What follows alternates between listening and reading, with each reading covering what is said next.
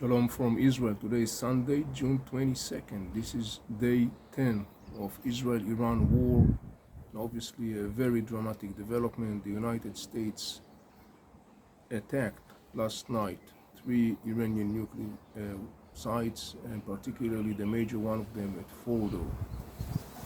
It's now about almost 12 or 13 hours after the US attack. There are still first assessments of the outcome of that attack. It seems like that the attack indeed caused a very significant damages to all sites mentioned. Obviously at this point the big question is what's going to be the Iranian regime next move. As expected, the Iranian regime vows to retaliate, including sending some direct and indirect threats on the United States.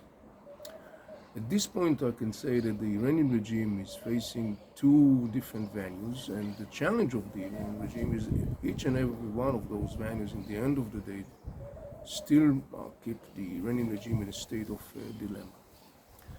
One venue is to expand the war, to continue the fight, bearing in mind that in every day that goes by, the damage that Israel inflicts upon the regime increases the crisis of that regime, let alone if the regime will decide to also militarily confront the United States of America. Taking that path could result in a dynamic of severe escalation with lots of ramifications that many are unpredictable at this point. But one of them, for example, could be the downfall of the Mullah regime.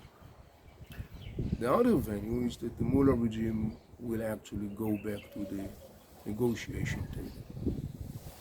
By doing that, the Mullah regime understands that he will have to comply with some of the terms that have been set by the President of the United States, particularly regarding the cessation, totally, of enriching uranium in Iranian soil.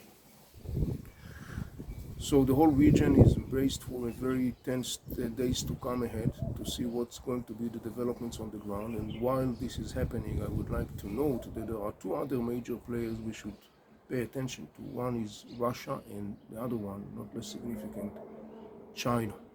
Both China and Russia are good allies of the Iranian regime. Both have lots of interests and relationship in different dimensions with the Mullah regime. However, I think it would be accurate to assume that both China and Russia would like to see an end of this situation.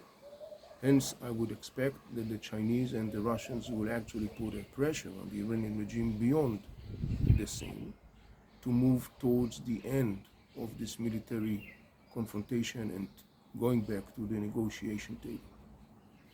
We'll have, of course, to wait and see how things will evolve in the next couple of